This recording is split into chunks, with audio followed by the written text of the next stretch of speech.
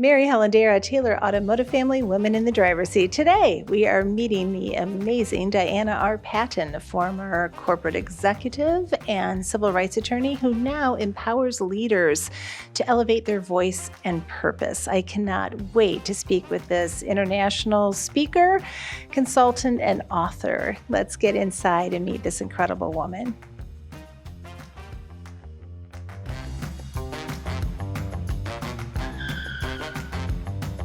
Diana, thank you so much for being here. Thank you for having me.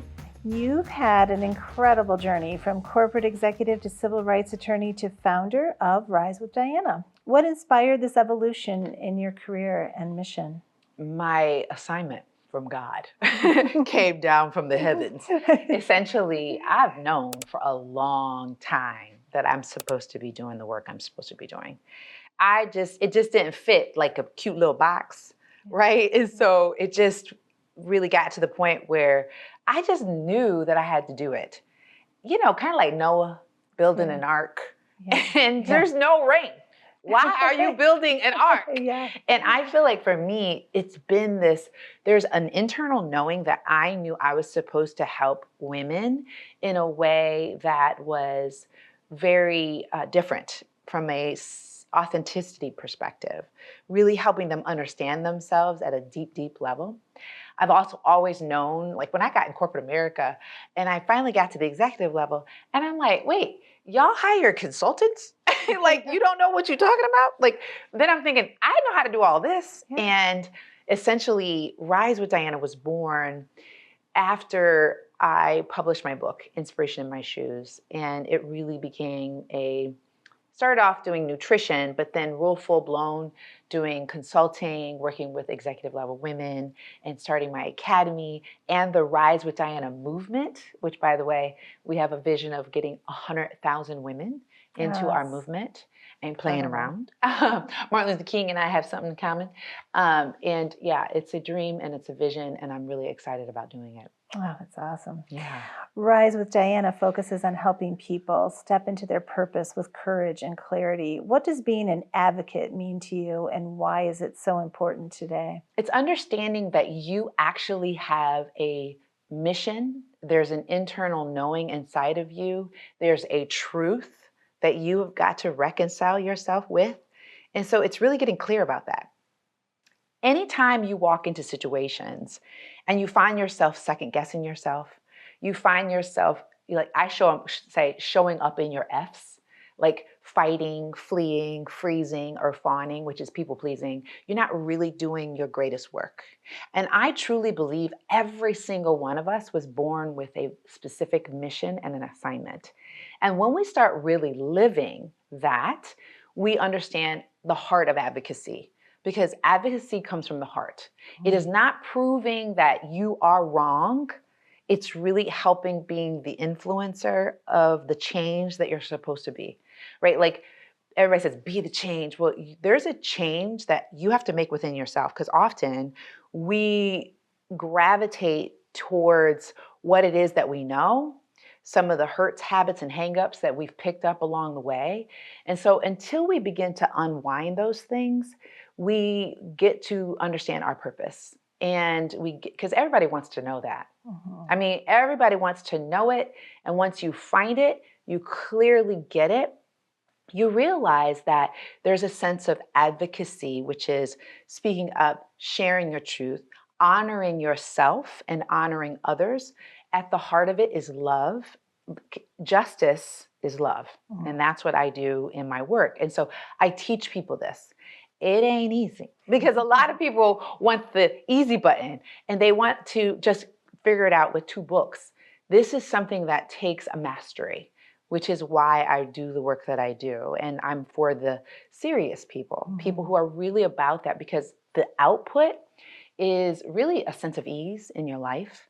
It is this idea that I can connect with people who aren't like me in a really balanced way.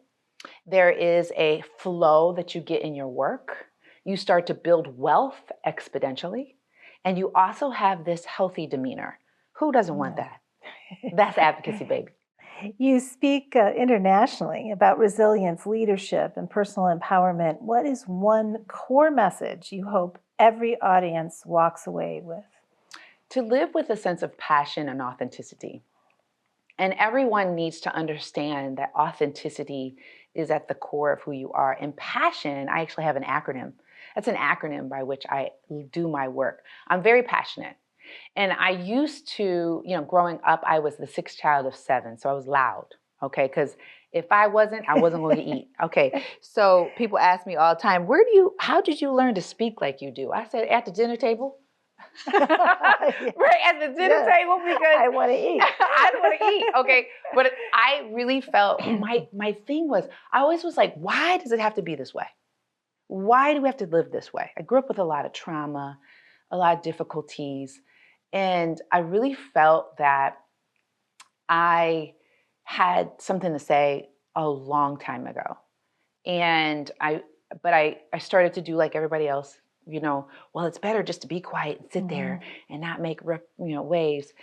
No, that's not for me. And so what I realized was at the heart of who I am and what I do is to speak, is to share this type of message of resilience, because for me, growing up with trauma, I felt as though no one saw me or really heard our family or understood the depths of our pain.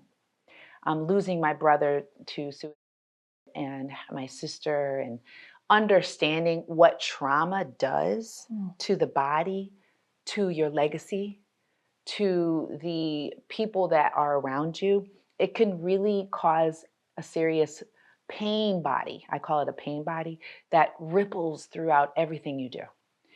It is my mission to help people understand how to unravel that and to really live a life of joy. So, speaking about resilience, and especially helping my young people, because I do a lot of mentoring, is helping them understand that just because it was this way doesn't mean you have to live this story. Exactly. But if people like myself aren't willing to take the time to do that, right, get over yourself, and really learn about yourself and do that, then our world would not benefit. And so for me, that's what it's all about for me, is to do that. It's beautiful. Spread that news. Much of your work centers on helping individuals navigate adversity and rise stronger. Can you share a personal experience that shaped your approach to this work? Well, I say there's two. One was after, like I said, after losing my brother, I was in law school. I was in my second year of law school. And trigger warning for those out there, that my brother tried to take my mom's life. And I was in my second year of law school, and I did a really good job of trying to pretend that I didn't come from that past.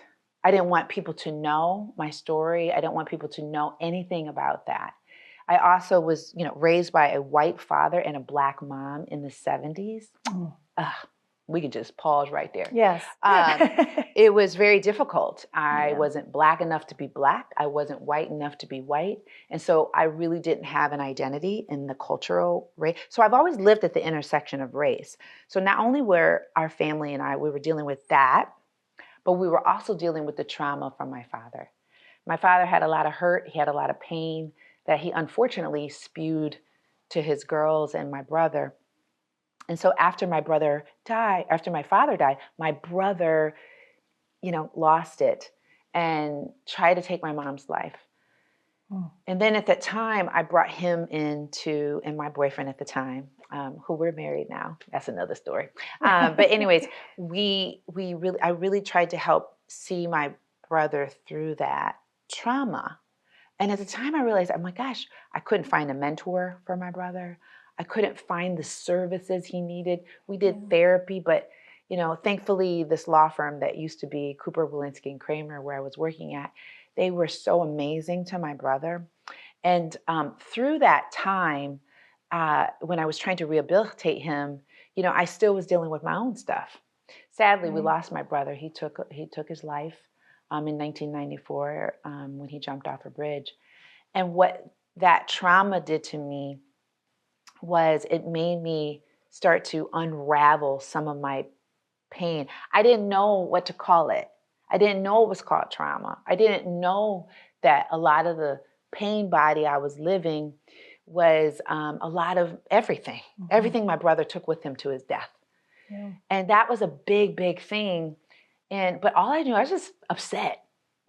You know, you could say stereotypically, I was an angry Black woman. Yeah. I was angry and I was taking it out. I'm a lawyer. I'm going to get back. I'm going to, cause all these, things to shake up things. And I actually had this internal bias against white men. Mhm. But guess what? I married one. And he's so fine. This is my husband. We've been married for 28 years. But what I felt God was doing was he was unraveling a lot of my pain. And I would say crescendo happened in 2020. And that was when I went, and we were all battling our own stuff, right? Absolutely. Like I think, my son was working for a wine company at the time, and man, his sales went up. But Yes, I'm sure. I went through a depression, and it was another layer, right, of just unraveling. You see, when you go through things, especially as a child, you have these things called adverse childhood experiences. And I realized this ACE score, adverse childhood experiences. I realized that deep in my cellular makeup, my brain, my cells, and everything was formed at the hands of trauma. So therefore, I've got to work overtime than most to really make certain I stay in harmony, to stay at a steady pace of allowing love to sit at the heart of my justice and advocacy, and not hate, not anger, not bias. You see, this is why I teach what I teach, right? It's because I walk my talk. I don't tell people just to do it. I understand I have biases just like anybody else. I have issues just like everybody else. And my husband would say, yes, she does. But we're working. I'm still learning how to be a wife that's a good partner. Yeah. You see, I'm always a student. Those are the two things that have really shifted me. Well, that's great. For those looking to find their voice or lead change in their own community, what's one piece of advice you would offer to help them take that first Get a coach. Yeah. You need a coach. You can, like people say, well, I'll get to it. Well, if you will, why haven't you done this yet? Yes. Because and I need to mention this, that I'm a former athlete, always an athlete. So I ran track in high school, played basketball, ran track in college, and I've always had great coaches. And now as an adult, I still am an athlete, right? I'm a yogi. I run. I still do. I lift weights. I do all these things, and I also am a coach who gets a coach. So, because I believe in allyship, I believe in sponsorship, I believe in support. What I do know is individuals, once we feel like we're super smart, we get all these degrees and fancy titles, that's when you really need help, because a lot of people start getting ego gets in the way, and we start feeling like we don't fall into the student. And so you've got to get a coach. And I believe, I work with executive level women. And I also do a lot of work when I do consulting with organizations. I do work with men in coaching. And I take my coaching very seriously. So I would say that is the first thing. Beyond the first thing of getting a coach, perhaps you may not be in a financial position to do that. What I would say is begin to write down in your journal, what do I really want out of my life?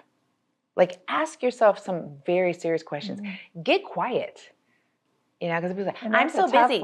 You don't understand. Yeah. I'm so busy. I got so many things going on, but I'll tell you what, you have 100 problems now, but if you have a health problem, you will have one. Yes. So either you do it now or do it later. And so that's what I would really tell people, because I also know people don't want it bad enough. Like, you'll want it bad enough if you get a diagnosis, but why wait? And so I just believe that, and I was one of those people. Like, when things started to crumble, but then things started going like this, because I kept getting promoted in corporate America. But I kept saying, this little shiny object, I just intuitively knew that God was telling me, that's going to kill you. Mm-hmm. This promotion and all this money and all this, like getting in photos and doing things. So I was modeling at the time and I was doing all this stuff. And I'm like, I am so glad that I did not get the opportunity to model in New York. Now, but I do wish I would have gone. Don't get me wrong. But I'm glad I didn't go. You know why? I wasn't prepared to do that mentally. And so a lot of people don't get that. You have to slow down. Great advice. Great advice. All right, you're going to buckle up. It's the lightning round. I love lightning round. All right. A book that's had a major impact on your life. A New Earth by Eckhart Tolle. Eckhart Tolle is my dude. And of course, Inspiration in My Shoes, which is my book, shameless plug, by Diane Patton. But I would say A New Earth, anything that Eckhart Tolle writes. And I have to give honorable mention to The Four Agreements by Don. Oh, I love The Four Agreements. So that's honorable mention. So there's several because I am a serious book reader, but I'll put that at the top. All right. One quote that always strengthens your voice or purpose. I would say What You Seek is Seeking You by Rumi. Love that. And that is something I believe that people are seeking me. I'm seeking them. And when I meet them, it's like lightning. Your power word when stepping into an advocacy moment. Passion. Oh, great word. What's one small action anyone can take today to support someone who needs a champion? Mentor. Your go-to motivational song. Oh, my go-to motivational song. I didn't see that on the list. Yeah. Oh my gosh, I have so many. Ain't no mountain high enough. Keep me from you. I love Diana Ross, but I will tell you, lately Beyonce has been filling my heart with lots of love, okay? Anything Beyonce does, I love. All right. Well, Diana, it's been truly a pleasure, and I could visit with you for a very, very long time. Thank you so much. And thank you so much. I appreciate it. Thank you, Diana, for visiting with us today and sharing your insight and enthusiasm and how we can all be more impactful in our lives. It's time for us to hit the road and see who's next in the driver's seat.